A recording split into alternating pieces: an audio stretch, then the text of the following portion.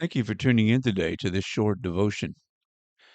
The question today is, Christian, why do you feel the need to judge the world?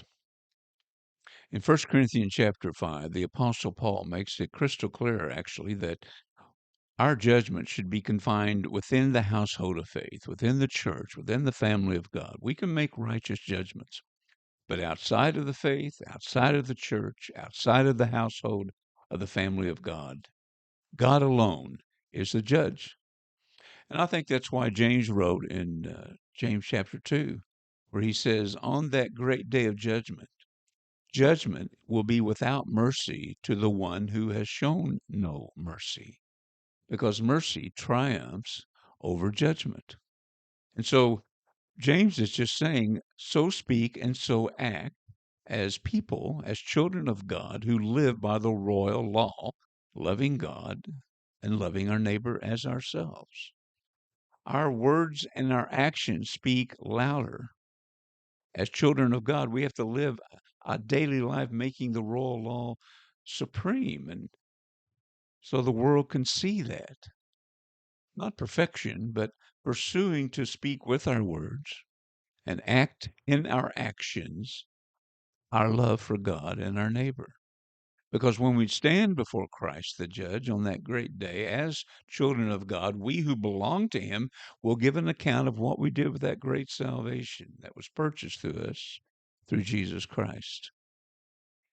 So our pursuit as individuals, members of the family of God, is to stand before Christ with a life of and legacy of where our words and our actions were seasoned with the royal law, so the world will see something that they might want.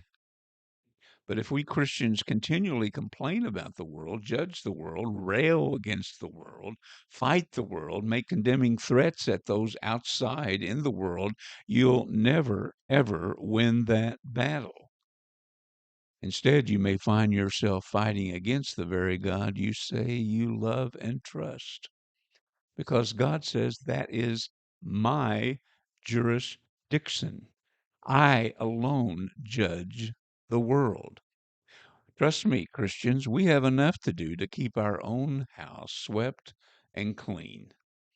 So instead, what should we do? Well, we should show the world God's mercy that doesn't give them what they deserve, and God's grace, which does give them what they don't deserve. And then on the day when we're judged, we will receive the same mercy and grace from God. That's what I believe James meant when he said, for judgment will be without mercy to the one who has shown no mercy. I want to close with a story about Christopher Hitchens. Many of you may have heard of him. He was an English American author and journalist who is widely regarded as one of the most influential atheists of the 20th and 21st century.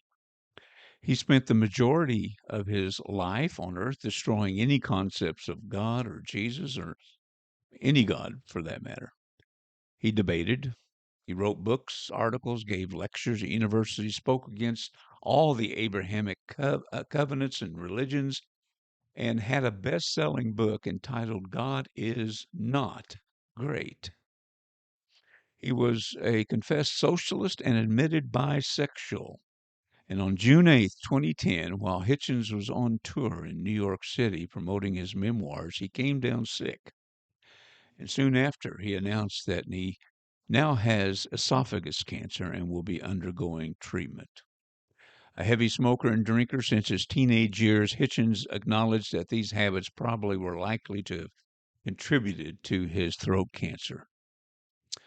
But during the time right before he died of throat cancer, Christians came out of the woodwork and started to rail against him, rejoicing that he was going to die, expressing joy that he will no longer be able to destroy the faith of many. He shared one of his letters from a Christian, and it read like this: who else feels Christopher Hitchens getting terminal throat cancer was God's revenge for using his voice to blaspheme God? Atheists like to ignore facts. They like to act like everything is coincidence. Really? It's just a coincidence that you, out of any part of your body, Christopher Hitchens got cancer in the one part of his body he used for blasphemy, throat cancer. Yeah, keep believing that, atheist.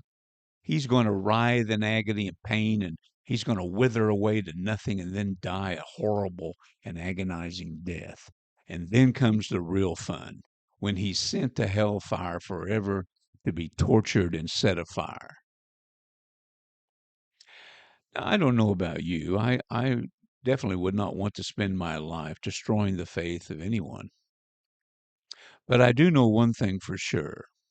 I definitely would not want to be this Christian who wrote this letter on the great day of judgment. One thing we can get from this story, and I believe is very true, that as we watch Christians spend their precious time railing and judging the vices and sins of the world, even in the 21st century today, Pharisees are still alive and well. But also, Jesus is still telling them, you need to learn something. I desire mercy and not sacrifice. Something to think about, dear friends. Until next time, may God richly bless you.